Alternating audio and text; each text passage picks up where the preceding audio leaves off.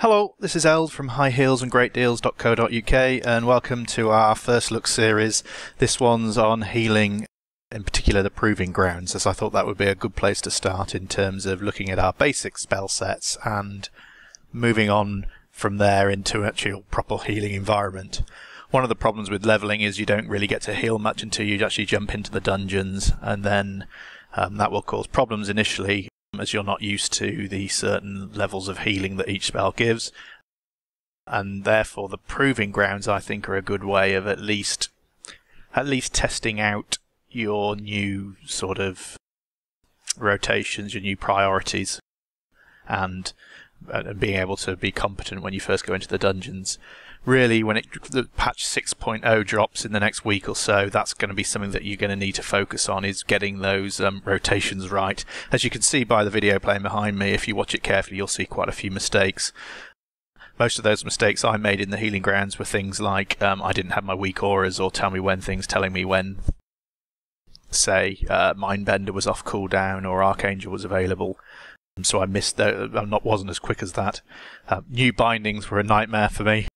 With less spells, I remember casting Pain Suppression on, I think, one of the ranged by accident, and then I was also Prayer of Healing when I meant to heal, and things like that. So it's getting used to those new rotations as the spell sets changed, and you'll map them to either, if you're a clicker like me, something like Voodoo, or if you've got your keybinds, all that needs changing. Also, I had a massive problem in the video.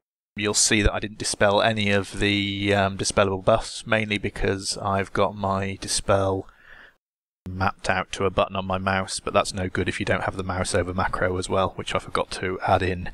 So I managed to survive it on silver, but only just. Also, I was trying out different talents here, and in this one you'll see I was using...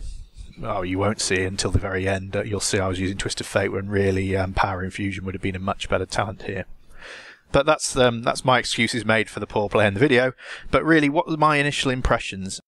I think, first off, this is sort of a gut feeling. Healing feels awkward to start with.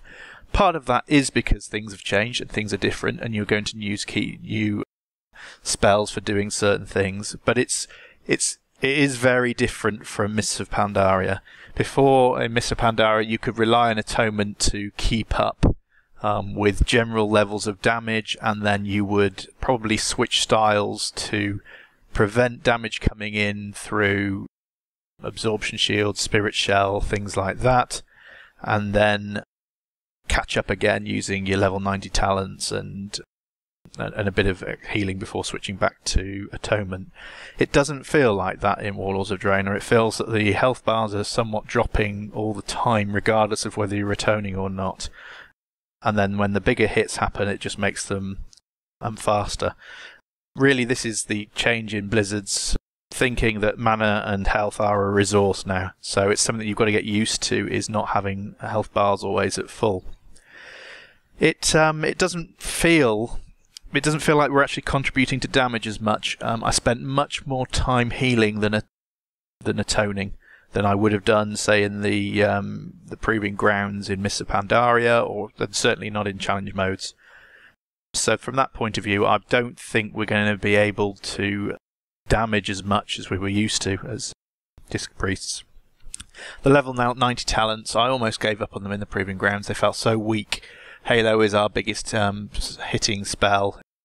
The Proving Grounds aren't great for that in terms of lining up distances, but Divine, Star and Cascade felt so weak at the time that was the one talent I chose. I think I cast it once, but really I felt that Prayer of Healing did a much better job, particularly on the Proving Grounds group. Healing is slower as well. If you go out all guns blazing, as we were used to doing in Mists of Pandaria, then you're going to suffer from mana problems, and you're going to probably come unstuck that way. You need to slow down a little bit, which sounds strange, and pick your heals off. You do have time when you're healing to make those decisions. That sounds like a moans list, but it isn't. I think most of that is going to actually be solved by getting used to the new tool sets and how the spells actually hit. I appreciate that when I did these Proving Grounds, it was with a pre-made 100, so it wasn't optimized either. There was only the weapon only had Spirit on, I hadn't collected spirit armor and things of that ilk. Also, it wasn't really, as I say, I didn't have optimum talents for doing perfect runs. However, I did hit silver on about the third go, so it's definitely doable, and you'll be able to access the heroics pretty quickly if you do the normal things right. The first few times I died because, as I say, I was having real struggle trying to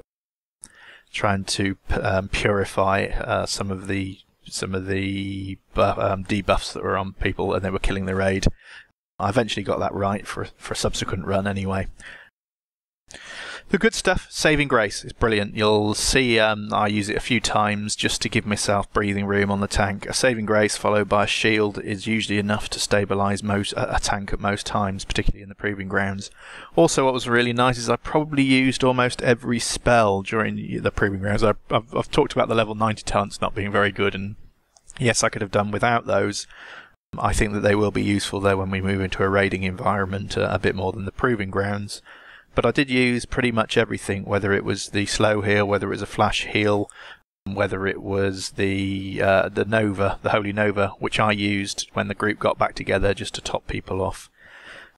And we have this time to actually choose our spells, but the principles in what we're doing are the same. It's basically concentrating on what's going on in your environment, adapting and learning to preempt certain things will always be useful because you'll be able to stay ahead of healing in certain cases.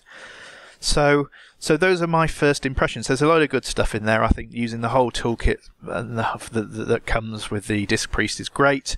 It does feel awkward, but I think I'm confident that will change when you get used to all your new bindings and things like that.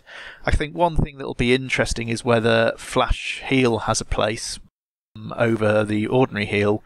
As I say, we seem to have a lot more time to bring people up to health, so an extra second less on your cast is going to be for the extra mana is going to be an interesting choice. I can't see many places where that will come in and be of use. As I say, we seem to have time to be able to recover from things, so because they heal for pretty much the same amount, whether flash heal will ever get used, I'm not sure. It's something that I'll need to keep my eye on. So what are our takeaways from this? Yeah, Warlords of Draenor is very much about single target heals, so you've got to get used to doing that, and I think patch 6.0 will give us a chance to do that if you go in raid or do dungeons with the new setups.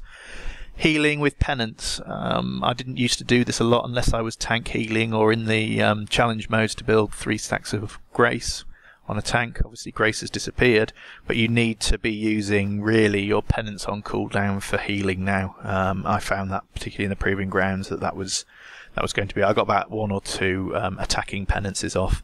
Power Word Shield is very important as well. That's one of our bigger damage absorption stroke healing spells, and therefore I think we're going to see things like the Glyph of the Weakened Soul and the Empowered Weakened Soul being really useful. I can have a shield on someone every 8 seconds, and that's very different from as it is now, which I think was 13 seconds was the best that we could do in Mists of Pandaria. Area of Effect is really about top-ups, and really the other thing to take away is learning to track things like Evangelism for the stacks and Holy Fire on cooldown to keep those stacks building. So really from that point of view, I think that's my assessment of the initial look at healing in Warlords of Draenor and the beta in patch 6.0. Thank you.